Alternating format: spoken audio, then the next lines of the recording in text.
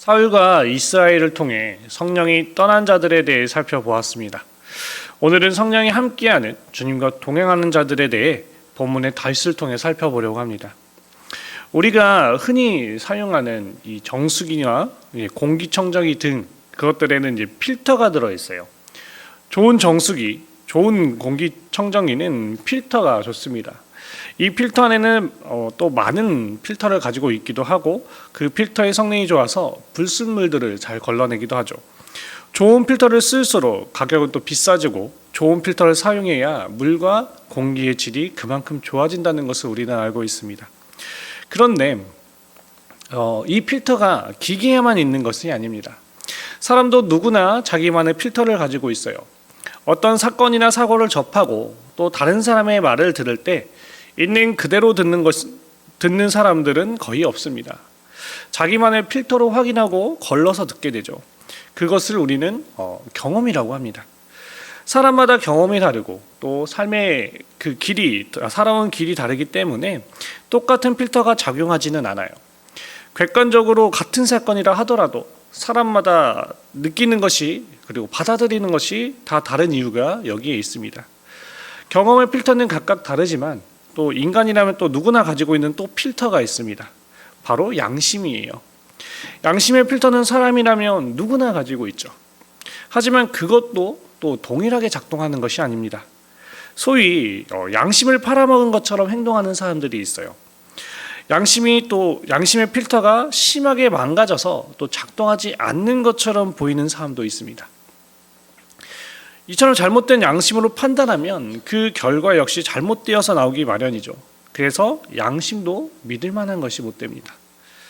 그러니 우리 예수 그리스도를 믿는 사람들은 양심보다 더 믿을 만한 것을 가지고 있어야 됩니다.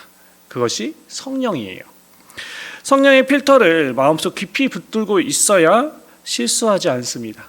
성령은 하나님의 영이시기 때문에 우리 마음에 성령을 모시게 되면 수준 높고 폼이 있고 또 격조 있는 필터를 우리는 가지게 되는 거예요. 오늘 우리가 읽은 본문의 다윗은 하나님의 영으로 충만했던 사람입니다. 성령의 필터를 가지고 있었기 때문에 다윗 주변에는 항상 생명이 넘쳐났어요.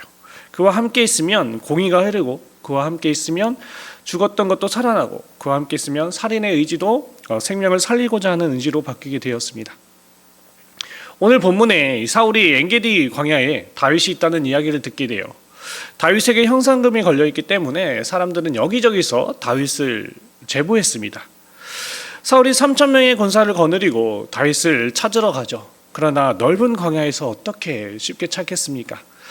다윗은 굴 속에 숨어 있습니다. 사울의 일행이 다윗을 찾다가 굴에 들어가죠. 뒤를 보러 들어갔다고 성경에 기록되어 있습니다. 사울은 군대를 굴 밖에 세워두고 자기 혼자 그 안으로 들어갔어요. 넓은 굴 속에는 이미 몸을 피해 들어와 있던 다윗과 일행이 있었습니다. 먼저 들어와 있던 이 다윗과 일행들은 뒤따라 들어온 사람이 사울임을 금방 알아차릴 수 있었을 겁니다. 볼일을 보고 있던 사울을 향해 다윗의 일행이 마음에 품었던 생각은 동일했어요. 하나님께서 오늘 사울을 다윗의 손에 붙이시는구나. 옆에 있는 사람이 다윗에게 말합니다. 오늘이 바로 이날입니다. 빨리 가서 칩시다. 호위병도 없고 사울 혼자 들어와 있는데 찔러 죽이거나 인질로 삼는 것은 너무 쉽지 않겠습니까? 그런데 다윗은 하지 말라고 합니다. 이유는 옆에서 부추기는 사람들의 말을 듣는 순간 다윗 마음에 성령의 필터가 작동됐기 때문입니다. 다윗이 만약 양심만 가지고 있었다면 사울은 그날 죽었을 것입니다. 사울을 죽여야 다윗이 직면한 모든 문제가 해결되고 다윗이 왕이 될 수 있었어요. 그런데 그 말을 듣는 순간 다윗 마음속에 계신 성령님이 일하셨습니다. 그래서 그는 가만히 다가서서 칼로 옷자락만 베었어요. 하지만 옷장을 벤 일로 또 다윗은 그것마저도 마음에 찔렸습니다. 4절과 5절입니다. 다윗의 사람들이 이르되 보소서 여호와께서 당신에게 이르시기를 내가 원수를 내 손에 넘기리니 내 생각에 좋은 대로 그에게 행하라 하시더니 이것이 그날이니이다 하니 다윗이 일어나서 사울의 겉옷자락을 가만히 베니라. 그리한 후에 사울의 옷자락을 뱀으로 말미암아 다윗이 마음에 찔려. 왕을 죽이지도 않았는데 왜 마음이 찔렸을까요? 옷자락을 벨 때 그의 마음에 살인 충동이 있었기 때문입니다. 잠깐이지만, 지나가는 생각이지만 칼로 옷자락을 벨 일이 아니라 사울을 찔려야 되는 것이 아닌가 하는 생각을 했기 때문이죠. 그 순간 그의 마음에 있는 성령의 필터가 강하게 작동된 것입니다. 그래서 마음이 심하게 찔렸던 거예요. 다윗은 영적으로 예민한 사람입니다. 성령께서 마음에 계시고 하나님의 영이 그의 마음을 주장하고 계시기 때문에 일어나는 놀라운 내면의 싸움이죠. 변화입니다. 우리 마음은 누가 주장하고 계십니까? 마음을 작동하는 힘은 무엇입니까? 경험의 필터가 있고 또 양심도 있지만 하나님의 사람들이 붙들고 있고 또 놓지 말아야 될 것은 성령입니다. 우리는 성령의 필터가 있어야 실수하지 않고 문제를 일으키지 않고 다윗처럼 예민한 삶을 살아갈 수가 있는 것입니다. 다윗은 하나님의 영이 충만함으로 깨달은 것은 지금 자신의 문제는 사울의 죽음으로 해결되지 않는다는 것입니다.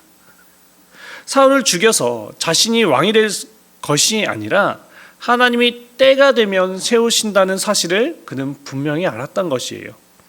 이 문제는 사울과 자신과의 문제가 아니라 하나님과 다윗의 문제였어요. 다윗이 하나님의 사람답게 되어야 그는 왕이 될 수 있었습니다. 사울을 죽여서 왕이 될 것이라면 하나님은 다윗에게 기름을 붓지 않았을 것이에요. 성령이 우리 마음속에 작동하게 되면 나에게 일어난 모든 문제의 중심은 나로 인한 결론이 돼요. 내가 문제가 되는 것입니다. 하나님은 나를 바로 세우기 위해서 지금도 주변에 있는 사람들을 들어서 시험하시고 환경을 들어서 시험하십니다. 내가 하나님 앞에 바로 서고 내가 하나님 앞에 더 진실되고 내가 하나님 앞에 더 영적으로 예민하게 되는 것이 문제인 것입니다. 그러나 영적 수준이 낮을 때는 사람이 문제고 환경이 문제이고 물질이 문제가 됩니다. 수준 높은 필터인 성령이 임하게 되면 하나님과 나와의 문제만이 남게 되는 것이죠. 다윗은 이것을 깨달았던 것입니다.